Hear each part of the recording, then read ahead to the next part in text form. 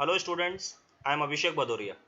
So in this lecture we will discuss different types of work done by the different types of forces. Okay, so in the previous lecture we have already discussed work energy principle. Okay, so what is work energy principle? According to work energy principle, for a particle moving under the action of forces, the total work done by these forces is equal to the change in its kinetic energy. Okay, so according to the statement of this work energy principle, we can write this in the mathematical form. Okay, so this is the mathematical equation for the work energy principle. Okay, T1 plus summation of U1 to 2 is equal to T2, where T1 is equal to initial kinetic energy, T2 is the final kinetic energy, and summation of U1 to 2 represents the summation of different work done by the different types of forces. Okay, so for solving the problem of work energy principle, we need to use this equation. Okay, that means we need to calculate T1, that is initial kinetic energy, T2, that is final kinetic energy, and this factor summation of U1 to 2, that is the total of work done by the different forces. Okay, and we will feed all these values in this equation so we can find the unknown parameter which is required to find in a particular problem. Okay, so this equation is very important, right? So we can make the analysis of the or we can solve the problem of work energy principle with the help of this equation, right? So this is the statement of the work energy principle if a single particle is involved in a system. Okay, but what about if the number of particles are involved in a system, right? So think about it. So if we can say if the system involves more than one particle, the principle can be applied to the system of particles also. So in such cases, the total kinetic energy would be the sum of the individual kinetic energies of different particles, and the work done would be the summation of the work done by the various forces on the individual particles. Okay, so in this way we can apply the work energy principle for the number of particles involved in the system, and we can make the analysis, right? So in this lecture we will discuss the different types of work done by the different types of forces one by one. Okay, so let us discuss the uh, work of a force. Okay, so this is the work of a force. Wait a minute, I will use this so uh, you can understand in a better way. Yeah, so first of all we'll discuss the work of a force. So basically what is work? Work is nothing but the product of the force and the displacement in the direction of force. So basically work is a scalar quantity, and if it is a product of work and the displacement, so in the direction of force, of course, the unit of this work is Newton meter or joule. Okay, so the unit is, we can say, Newton meter or joule. Basically this represents the position 1 of a block. Suppose F force is applied on a block at angle theta. Okay, and the block is at position 1. Then after the application of this force F, now this block is displaced by the distance S, and now the block occupies position 2. So according to the definition, work of a force will be given by the product of the force and the displacement in the direction of force, right, where S is the displacement. Clear? Why I have taken F cos theta? Just resolve this force, so this will be F cos theta.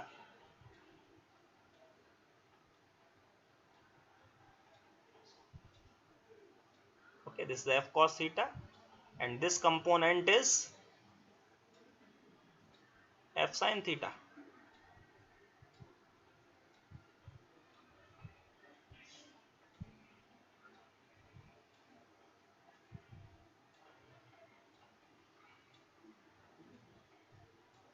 So what is the definition of a work? Work of a force is nothing but the product of the force and the displacement in the direction of force. So of course, if the inclined force is there, so we have resolved, so we can say F cos theta multiplied by S will be the work of force. If theta is 0, okay, so cos 0 is equal to 1, so work of a force will be equal to this, force into displacement. When the theta is equal to 90 degree, that means the force and the displacement is perpendicular, then cos 90 is 0, so work of a force will be 0. Okay, work is a scalar quantity generally denoted by capital U. Okay, and the unit of work is Newton meter or joule, right? So let us discuss the second type of work, that is a work of a spring force. Okay, so this figure A represents the spring in the unstretched position. That means uh, spring in having undeformed length. Okay, so this shows the neutral position of the spring, right? If the if the spring is stretched to position 1, or in other word I can say, if the spring is stretched uh, and the spring occupies position 1, let us assume x1 is the deformation. Okay, and if we further extend this spring, or we can say if we further stretch this spring, now the spring occupies position 2. So in position 2, let us assume x2 is the deformation. Okay, so basically this spring force is a variable force. So this spring force is directly proportional to the deformation x. Okay, so if we remove the proportionality sign, so we can write uh, like this equation: F is equal to minus kx, where k is the spring constant or the stiffness, and this normally represented by k. Okay, so this stiffness or the spring constant is equal to F divided by x, that is, it is nothing but force per unit deflection or force per unit deformation. Okay, so in order to calculate the work done, uh, first of all, what is the definition of work done? Force multiplied by the displacement in the direction of force. So what is the force here? Here the spring force is minus kx. So minus kx is the spring force. Okay, and this dx is the displacement. Now for getting the work done, let us integrate this. The lower limit will be x1. x1 is the deformation in position 1 and x2 is the deformation in position 2. So x1 will be the lower limit and x2 will be the higher limit. Okay, generally the work done is represented by capital U. Okay, so integrate this and put the limits. So we will get this expression. Okay, that is minus 1 upon 2k times x2 square minus x1 square, right? So basically if we take the negative sign inside this bracket, so our equation will become like this. Okay, this will be our expression, that is u is equal to 1 upon 2k times x1 square minus x2 square. So this will be our expression. So this is the work done by the spring. So basically the what is K? Generally K is the spring constant, also known as stiffness. It is nothing but force per unit deflection or force per unit deformation. So the unit will be Newton per meter. So I will use the pen so I can show this. Okay, it is force per unit deflection or force per unit deformation. So the unit will be Newton per meter, where x1 and x2 are the deformation in position 1 and position 2 respectively. Okay, so the unit of deformation will be meter. Okay, or it can be centimeter or millimeter, right? Suppose we have taken the deformation unit is meter. Okay, so the unit of the spring force will be Newton meter or joule. Okay, and I have already told you the work is generally represented by capital U. Okay, so this is all about work of a spring force. Now let us discuss the third type of work done, that is the work done by the weight force, or generally we can say work of a weight force. So suppose a particle moves in a curved path in the vertical plane from position 1 to position 2. You can see this. Okay, suppose a particle moves in a curved path in the vertical plane from position 1 to position 2. Okay, where h is the vertical displacement. Okay, so the work of a weight force will be given by U is equal to minus mgh. Okay, now why I have taken negative sign? Because here the final position occupied by the particle is upward, so we have to take negative sign. Okay, suppose this can be another situation. The particle moves in a curved path from position 1 to position 2 in the vertical plane, but now in this condition the final position of the particle is downward. Okay, so the expression will be U is equal to plus mgh. Okay, so in a generalized way we can say the work of a spring force, work of a weight force is given by plus minus mgh. Okay, so it the work of a weight force will be equal to minus mgh when the final position occupied by the particle is upward, or simply we can say if the displacement is upward, and U is equal to plus mgh if the final position occupied by the particle is downward, or simply we can say if the displacement is downward. Okay, so we have already discussed uh, work is generally represented by capital U, and the unit will be Newton meter or joule, and it is a scalar quantity. Okay, now let us discuss the fourth type of work, that is work done by the frictional force, or simply we can say work of a friction force. Suppose if this is a situation, suppose a block uh, if a block rests on this inclined plane. Okay, basically I can say the block is sliding down the inclined plane.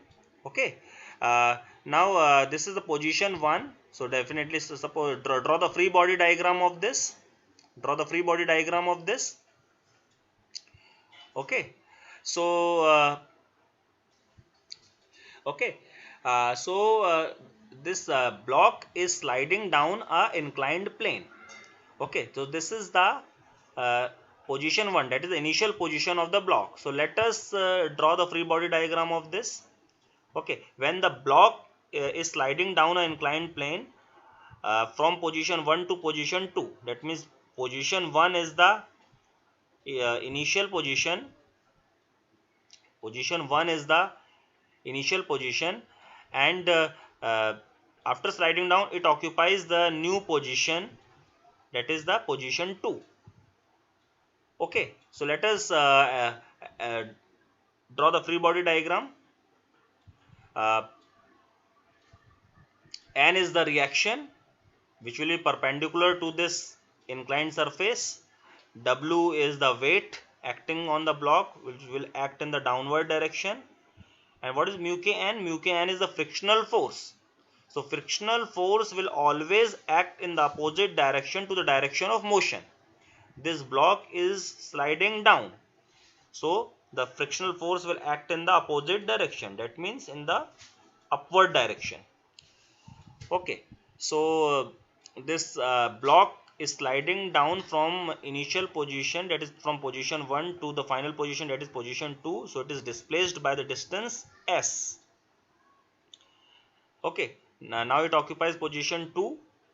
Okay, so we'll show all the forces acting on the block at position 2. N is the reaction which will act perpendicular to the inclined surface. W is the weight of this block acting in the downward direction, and mu k n is the frictional force which will act in the opposite direction to the direction of motion. Okay, basically frictional force is equal to the product of mu k and the n, where mu k is the coefficient of friction. Basically here we have taken kinetic coefficient of friction, and n is the reaction. Okay, in the module on friction we will discuss the different types of coefficient of friction also, mu s and mu k, where mu s is the static coefficient of friction and mu k is the kinetic coefficient of friction. Okay, here you understand mu k into n is the frictional force which will act in the opposite direction to the direction of motion. Okay, so let us calculate the work done by the frictional force, or simply we can say the work of friction force. So the